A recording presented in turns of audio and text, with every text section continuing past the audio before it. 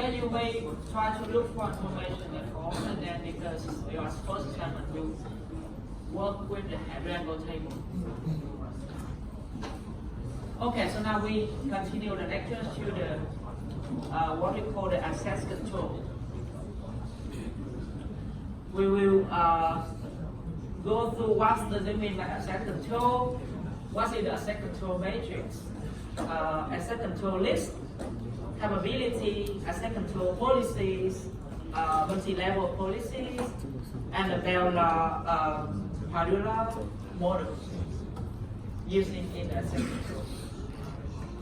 So at first, we see that we have authenticated to the system, and access control is somehow control of what you can do within the system.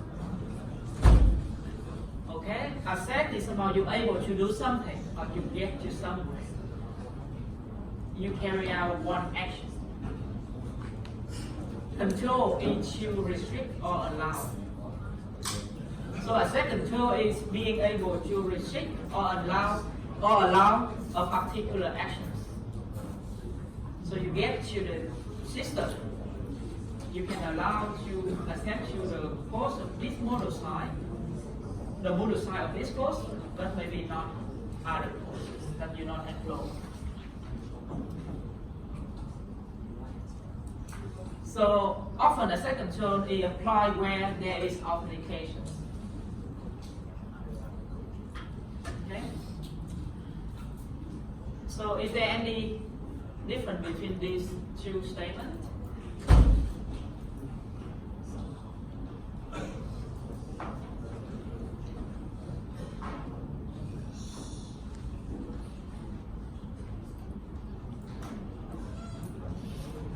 So default can be accessed by an authenticated user. Default can only be accessed by an authorized user.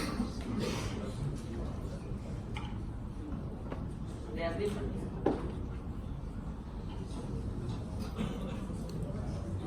So you see that an authenticated user is somebody that's non-anonymous. User whose identity has been confirmed, like you put into the identity username and then password, and the user can then access to the system. Authorized user is a user that has the required permission to access to particular file, or is in a group role that has required access permission. So you get access to the system, but maybe you cannot access to those files because you're not authorized to do so. Okay? Why we know who you are? We won't let you access because you are not authorized to do so, even though you can log into the system. Okay? So one entity may be considered unauthorized user once we have authenticated them and check that access control permissions. So first, they should authenticate themselves into the system, and then we will check the access control applied to that particular user to see whether they can do or check access to that file or not. So do we always need both authentications and access control?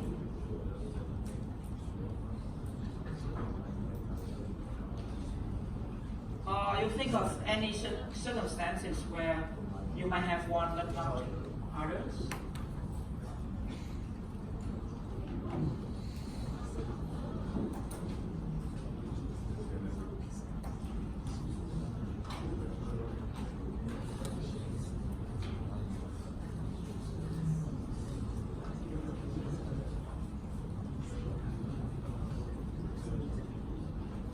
Any opinion?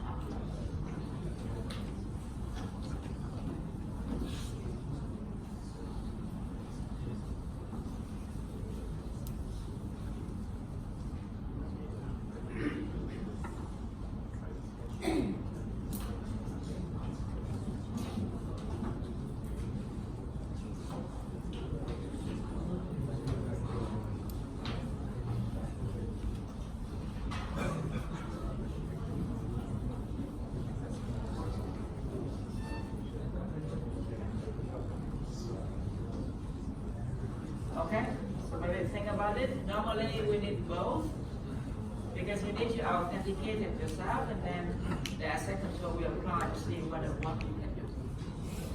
And asset control is something that's very important, and this is somehow a must, and you have to set up for your system. So asset control authority is where they give you, they check you your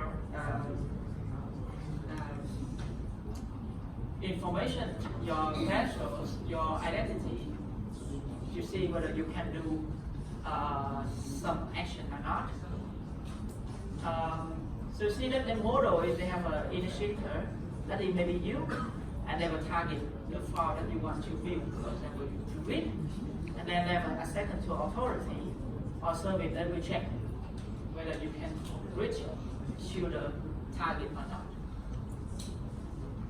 So a second to information, including individual group identities of initial and targets. So there is no information in the second tool. They have a security label of initial and target. Later you see more. They have a role of target and initiator, the action of operation that you can perform, and the context or information and location of time period. For example, you can access to this laboratory only in the morning of Monday, so they have a time period and so on, location. Policy is one of the very important things in the sector, and also policy is something important in every organization. They don't have policy. So in the second tool, we have a second tool policy. Policy gives you any rules, define the condition which you can accept, which indicator under which you can accept the target, who can accept what, when, and how. So this is the policy. The policy, you are a student, you can come to the class, a library, and borrow the book, but within only 15 days, and you have to return. So policy have to be set up. And a second tool authority, you see, the enforcement of a second tool policy. So they have to enforce policy. So here is formalism about subject and object. Subject is entity that use, like you, for example, like including user and processes. Object and something that are being used. So entity that are used, for example, file, directories, memory. So subject, use, object. Okay. So we have a traditional contested control model. You have a subject. Look for reference in monitor. Here is a second tool policy to apply whether you can accept the object or not. They will reference monitor. They will enforce the policy for each interaction.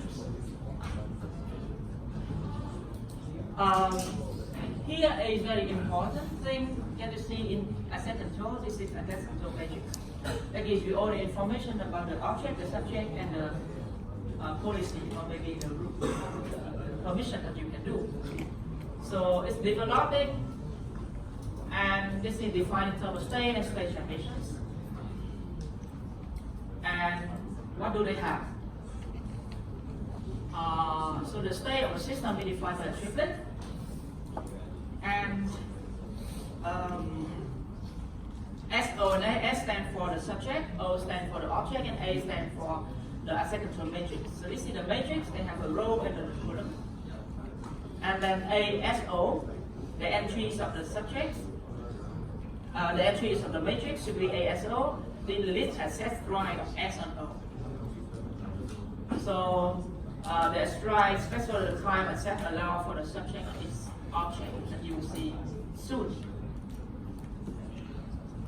So the matrix, you have a set of all subjects, like in the column, and the row you have a set of all objects. And then in each entry gives you a right of the subject can do on the object. What is the subject and object in the context of database? Operating system, you have the user, processes, and domain in the subject. Object define memory and processes. In database, subject is the users and objects in relation records and field and so on. So here is a sample of the acceptance matrix. So you have the subject, maybe process or the user. And then the row are objects, like the file 1, file 2, and so on. And this is the permission that you can see what the subject can do on the object. So this is the entries, you see, corresponding to Alice. Alice can read the file 1, the file 2. Alice can execute the process 1. Morph can write to file 1, and Morph can execute the process 1. So this is the asset control matrix. So this is the matrix. The column, the first here, gives you the subject, the row gives you the object, and the entries gives you the permission or the action that you can do on the object. Okay? Okay, excuse me, I will make it right.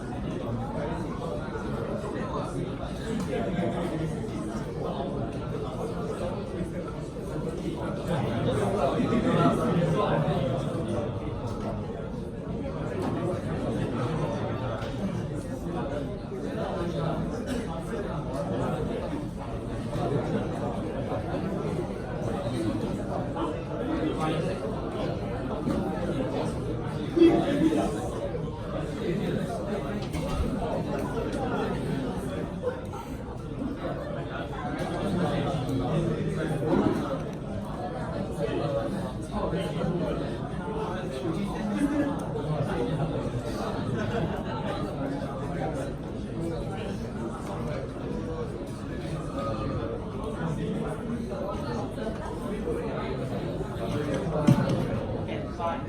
So this is review the access control matrix, and then you can assess. You can see that who can do what.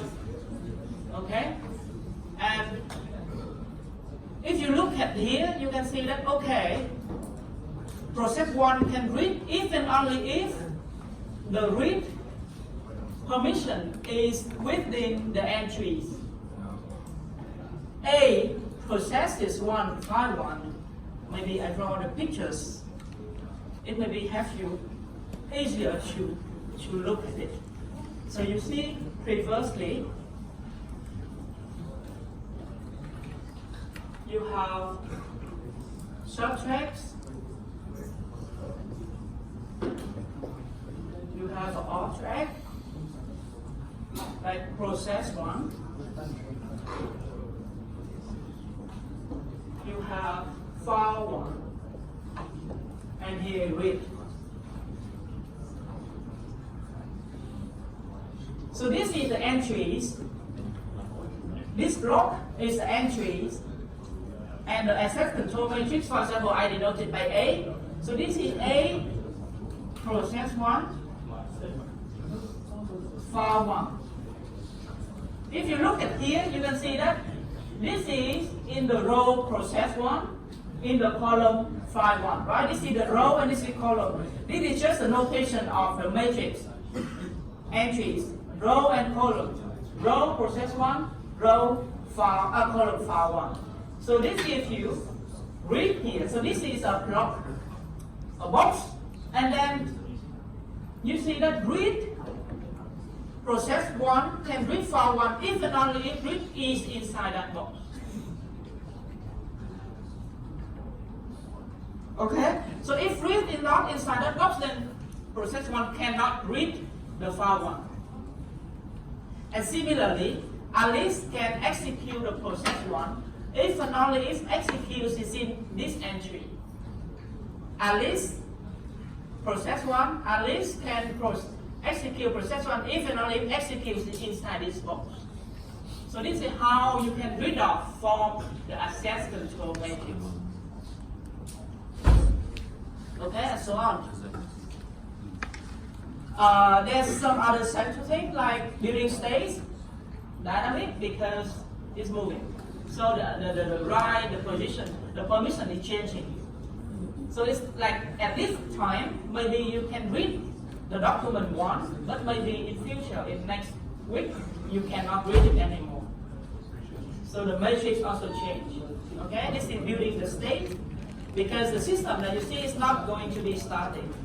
It will be always have the, in the sense that there's always be the same action currently placed or even the same possible object or subject. Like in future, maybe you cannot read it, or maybe in future the file already deleted and so no one can execute or read the file anymore. So it's changing, and so that means you need to stay there as well. Harrison, Russo, Ullman model is earliest model that to describe the change to the access control matrix. So effectively to both. They have collection of possible state of the system and the policy of the system that tell us which subset of state are allowed at the moment. So we can start with the initial state at the time, for example, time t equals to 0, and then you jump to time equals to 1, time equals to 2, and so on. So every state, the access control matrix will change. So there will be a series of state transitions that take you from this state to another state. And there will be collection of all information about state and the policy changes there. Here is normally the command that you changing or you updated the access control matrix depend on the state. Like you construct a subject, you destroy a subject, you construct an object, you destroy an object, you enter A into the box of the control matrix, you remove A from that box of the control matrix. Just a command about how you modify and how you modify the access control matrix. There are some preconditions as well and post-conditions, such as construction an object is possible if another subject it doesn't exist. So there are some conditions that you can do in order to modify or to modify or to update the access control matrix. Like you can put a new username there if the username doesn't exist. Like Alice also Alice is also in the access control matrix. You cannot put Alice again to the new matrix, to the matrix in the new state. Because it exists, so you should put another name, username that doesn't exist, for example.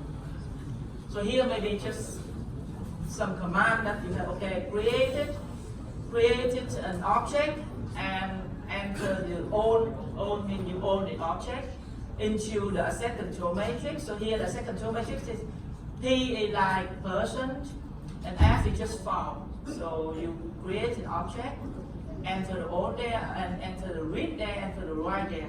So that means that person, after this construction, this person can read, can write and change to the file because they own the file.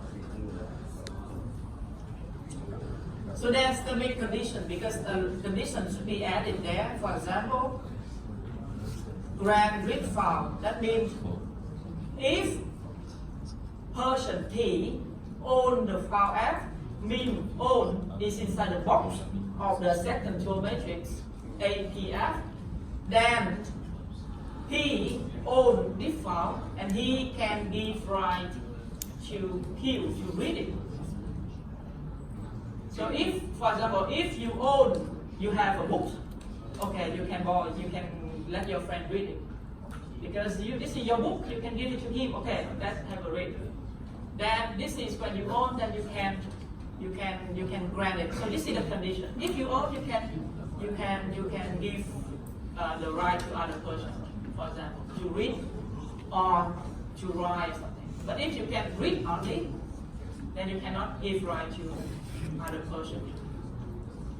Okay? You wouldn't need to write this in the example. No, they would not in the exam. Yeah? And so this is somehow you give right to someone else to read the file if you own it. Meta action and meta right.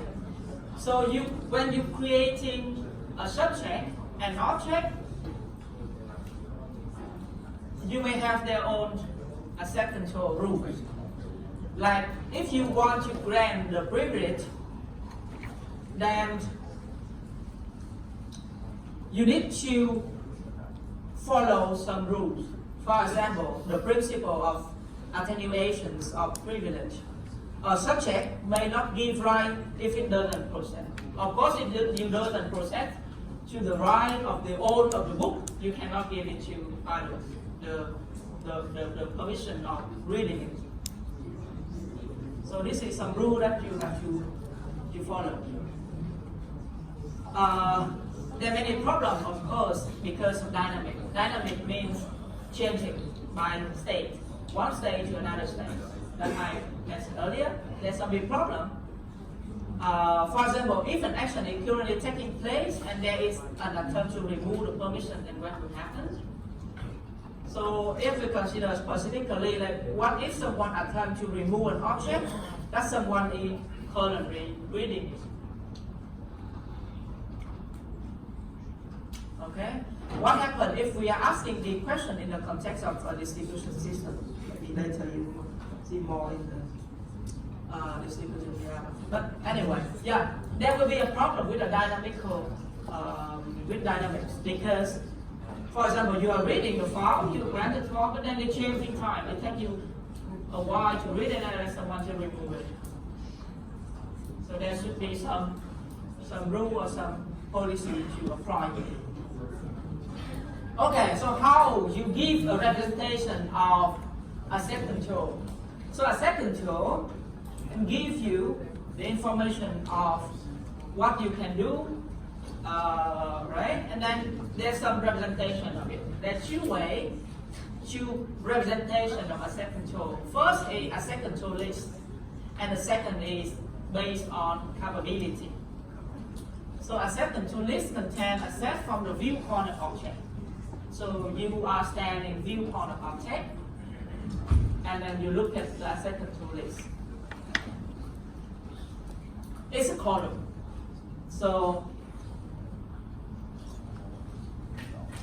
ball, right. So if you stand in view of the object file 1, then this is the column. So this is asset control list. And you see that, okay, in file 1, who can read, who can write. So this is the asset control list in particular with the one object. For example, file 1, file F, A can write, B can read. So this is how you present it in the asset control. And you list all the files, and then you have a file G, A can read, B can write. So this is how you represent the asset control according to asset control list representation. So asset control list stand in the view of object. Capability stand in the view of subject. So instead of going through the column side, then you go by the row side. So you go with the row. So this is the row of asset control matrix. Means, okay, I'm bored. What can I do with all the files in the system? For example, I'm bored. I can read F1, I can write F2. So that means you go with the column under the row of the asset control matrix. Is that clear? So the first is asset control list standing in the view of object. For this particular object, who can do what? Capability stand in view of subject, means you. What you can do for every object in the system. What you can do, you can read F1, you can write F2. This is in the view of subject. Okay, so I think in also later in the tutorial and I think in tutorial you will do some more with how you present it. Yeah, subject present a capability to an object, what he can do, what he cannot do. Yeah, here is the asset control list. So a list of subjects that are authorized to accept an object. There we consider identity-based policy, so that individual-based. Like subject 1 can read, subject 2 can read, or R2, R3. So subject S1, S2, S3 have write 1, write 2, write 3 for the object. The subject would be individual or role, maybe team leader or management, and so on. Okay, so this is about asset control list. So asset control list here with the file 1. If you see in terms of this is the standing view of the object, here is the list, right? You see Alice can do what, Bob can do what, Chris can do what, and Don can do what. All read or write, read or write. Okay. It's used to protect the object here. The owner can confer involve the right by adding, deleting, or modify the entry of the users. So if you are owned the file, then you can modify or delete or something. So this is asset control list. Very expensive to work because every asset to the object is checked. So every asset to the object is checked because if you look at the object, then you check everything.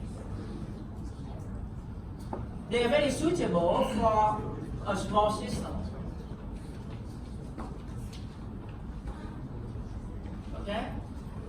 they have advantage of giving to the owner a lot of control over modification of other user, because when you own the file, then you can modify and maybe other cannot do it, cannot read it when you own the file. So this is a typically example. For example, here's identity in the name of the people or the team members, the type, granted, read, write, execute, and object here. Okay, so this is a second to list instead of so if you look at Unix system, then the access control list, there are three entities: owner, group, or other users. The type of access can be read, write, or execute.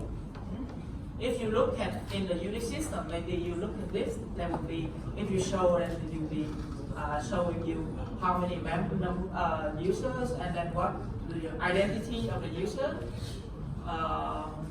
where he is located. You know, Willis Yusilo, he's the head of school, and so on. And this is tell him that which, so he is the owner, he is the group, in the group, and others, so what he can do actually. So the permission can give you the permission here, the owner, the first the owner, read, write, execute, group, and others. Okay, read, execute, or write, execute a file. And you can represent, instead of represent this, you can represent others in terms like this, like octal space. The read can flag contribute to, the read flag contribute to 4, write flag contribute to 2, execute contribute to 1. So instead of writing, or maybe here should be the dot here. So here is the right of one person, like you see in Willy Susilo, for example. 4 is for read, 2 is for write, and 1 is execute for owner. So this is 7. Read for group, and 4 for others. So this is representation like 7 for 4. This is another representation instead of you writing those and you just writing 7 for 4. And people will know that, okay, what he can do in this owner, is his owner, is in this group, or in the others. Okay, so this is another representation that you use 3-digit octal. And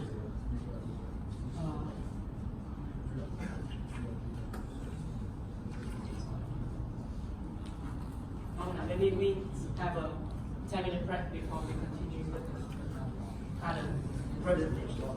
Any questions?